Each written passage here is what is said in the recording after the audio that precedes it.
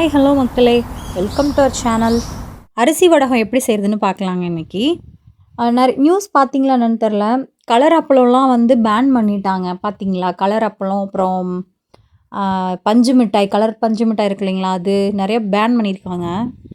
அரிசி அரை உலக்களவுக்கு ஊற வச்சுக்கலாம். இது சாப்பாட்டு அரிசி தாங்க ஊற வச்சுருக்கேன். உங்ககிட்ட ரேஷன் அரிசி எது கிடைக்குதோ நீங்கள் ஊற வச்சுக்கலாம். ஒரு 4 to 5 hours கிட்ட ஊற வச்சு எடுத்துட்டுங்க. அது ஒரு 5-6 விசில் எடுத்துக்கலாம். அதுக்கப்புறம் நல்லா கொஞ்ச நேரம் காய வச்சுட்டு, அதுக்கப்புறம் லைட்டாக ஒரு சுற்று மட்டும் சுற்றி எடுத்துக்கலாங்க.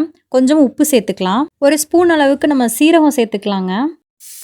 சீரகம், வெள்ளை எள்ளு இருந்தாலும் சேர்த்துக்கலாங்க. நான் அதை ஆட் பண்ணல, ஆப்ஷனல் தான். மிளகாய் தூள் சேர்த்துக்கலாம். கொஞ்சம் ஒரு 1.5 ஸ்பூன் வர அளவுக்கு சேர்த்துக்கோங்க. அது நம்ம காய வச்சு எடுக்கும்போது அவ்வளோ காரம் தெரியாது. அதுக்கப்புறம் வந்து கருவேப்பிலை இருக்கு இல்லைங்களா, அது ஒரு 2 அளவுக்கு சேர்த்துக்கோங்க.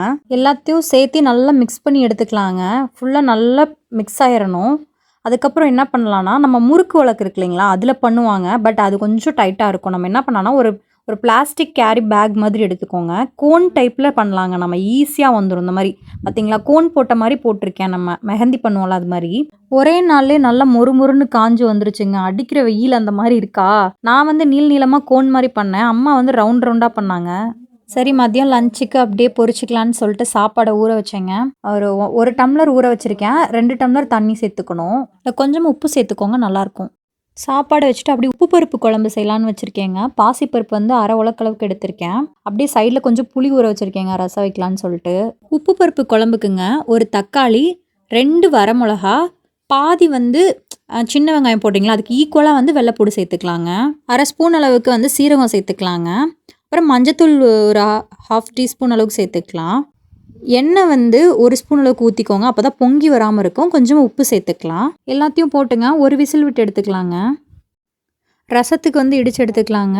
ஒரு பச்சை மிளகா, 2 வெள்ளைப்பூண்டுங்க, வெங்காயம் ஒரு 2 சேர்த்திக்கோங்க. சீரகம், சோம்பு, கொஞ்சமாக மிளகு சேர்த்துக்கோங்க. எல்லாம் சேர்ந்து இடித்து எடுத்துக்கலாம். தாளிப்பு சேர்த்துட்டுங்க, இடித்து வச்சுருக்க எல்லாத்தையும் சேர்த்துட்டு மல்லித்தலை போட்டுட்டு கொஞ்சம் மஞ்சத்தூள் போட்டுட்டு இறக்கிக்கலாங்க. அதுக்கப்புறம் சைட்லேயே நம்ம வடகத்தையும் பொரிச்சு எடுத்துக்கலாம். ஒரு டப்பாவில் போட்டு நீங்கள் க்ளோஸ் பண்ணி வச்சுக்கோங்க. நமுத்து போகாமல் ரொம்ப நாளைக்கு நீங்கள் யூஸ் பண்ணலாங்க. எண்ணெய் காஞ்சதும் நம்ம வடகத்தை சேர்த்துக்கலாங்க. ரொம்ப நேரம் வைக்காதீங்க, அப்படியே போட்டு அப்படியே பொரிச்சு எடுத்துருங்க. அப்போ தான் கருகாமல் வருங்க. அப்படியே ரவுண்ட் ஷேப்பில் இருக்கு இல்லைங்களா, அதையும் பொரிச்சு எடுத்துக்கலாம். இது சாப்பிட்றதுக்கே நல்லா இருக்குங்க. ரொம்ப கருக்கு முறுக்குன்னு இருக்காது. ரொம்ப நேரம் ஊற வச்சு அரைக்கிறோம் இல்லைங்களா, அதனால் நல்லாயிருக்கும் டேஸ்ட்டு. சாப்பிட்டு பாருங்கள், ஒன்ஸ் ட்ரை பண்ணுங்கள், மஸ்ட்டு ட்ரைங்க. சாப்பாடு விசில் வந்துருச்சுங்க, குழம்பு விசில் வந்துருச்சுங்க. சாப்பாடில் கொஞ்சம் ஒரு கரண்டி அளவுக்கு ஊற்றிக்கிட்டேங்க. நீங்கள் அப்படியே நெய் ஊற்றி கூட உள்ள சாப்பிட்லாம். நான் ரசம் ஊற்றிக்கிட்டேன். சூப்பராக இருக்கும். உப்பு பருப்பு குழம்புக்கும் ரசத்துக்கும் காம்போ சூப்பராக இருக்கும். நான் வந்து அப்புறம் வடகத்தை கடிச்சிக்கிட்டு சாப்பிட்டேன்.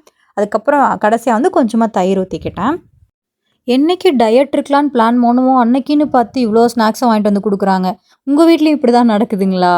தேங்காய் பன்னு இதெல்லாம் எனக்கு ரொம்ப பிடிக்கும். இப்போ நான் வேணாம், நம்மளே கொஞ்சம் திருந்தி இருக்கலாம் அப்படின்னு நினச்சாலும் இங்கே பாருங்கள், எல்லாம் ஸ்நாக்ஸாக வாங்கிட்டு வந்து வச்சுருக்காங்க. ஐயோ, அதுவும் ஃபுல்லாகவே சுகராக இருக்கே. சுகர் கட்டு பண்ணலான்னு நினச்சா பாருங்கள், பர்ஃபி, அதுக்கப்புறம் இது என்னது, நேந்திரம் சிப்ஸு, பட்டர் பிஸ்கெட்டு, அதுக்கப்புறம் இதுங்க உருளைக்கிழங்கு சிப்ஸ் கூட ரொம்ப பிடிக்கும். அதுக்கப்புறம் கடலை மிட்டாய், அதுக்கப்புறம் இது என்ன சொல்லுவாங்க, மறந்து போச்சு. அதுக்கப்புறம் வந்து அல்வா, அதுக்காவது பொடி மிக்சருங்க. மிக்சர் கூட வந்து பெரிய மிக்சர் இருக்கு இல்லைங்களா, அந்த மிக்சர் கூட வந்து இனிப்பு பூந்தி சேர்த்து சாப்பிடுங்க, சூப்பராக இருக்கும். அப்புறம் டீ பன்னு, அதிரசம், முறுக்கு, அச்சு முறுக்கு, இது எல்லாமே வாங்கி வச்சுருக்காங்க. இது ஏதோ பார்க்கவே வினோதமாக இருக்கேன்னு பார்த்தேன். நான் ப்ரௌனின்னு நினச்சேன்.